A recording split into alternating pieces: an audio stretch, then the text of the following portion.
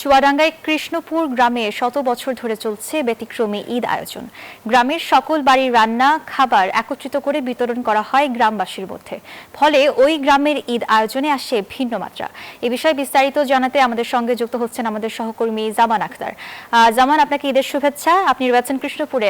গ্রামের ব্যতিক্রমী ঈদ আয়োজন কেমন দেখতে পাচ্ছেন? মেঘলা, আমি আপনাকে ঈদের শুভেচ্ছা জানাচ্ছি। ঈদ মোবারক।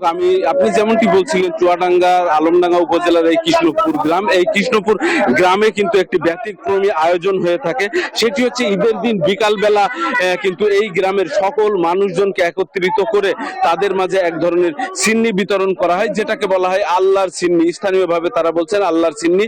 এবং আমি গ্রামবাসীর সাথে কথা বলেছি, তারা যেটি বলছেন যে গ্রামের সকল বাড়ির রান্না ভাত এবং মাংস 200-র বেশি সার্ভিস ও ফিচারে লেনদেনের সব বিকাশ অ্যাপে সম্ভব।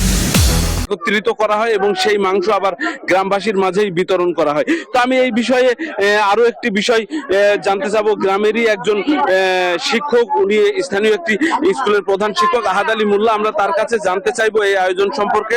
আপনি আমাদের জানাবেন যে এই আয়োজনটা কতদিন ধরে এবং আয়োজনে কি হয়? ধন্যবাদ।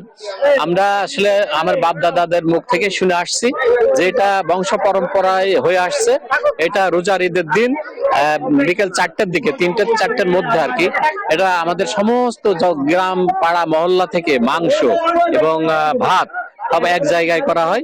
সমস্ত মাংস ভাত একত্রিত করার পর এগুলো আমাদের সমস্ত ছেলে মেয়ে মেহমান, যদি ফকির মিসকিন যারা আসে, তারা সবাই গোল করে লাইন দিয়ে বসে যায় এবং এই ভাত তরকারিগুলো তাদের মধ্যে বিলি বন্টন করা হয়।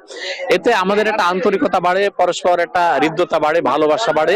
এই কারণে যে আমরা একের রান্না অন্যজন নিয়ে গিয়ে আমরা পরস্পর সেগুলো খাচ্ছি, এটাই আমাদের মূল শিক্ষা আর কি, যে একটা ভালোবাসা বন্ধন।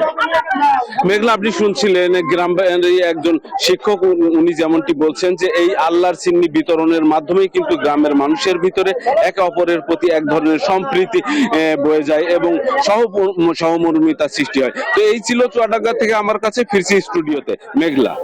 জামান, আপনাকে ধন্যবাদ।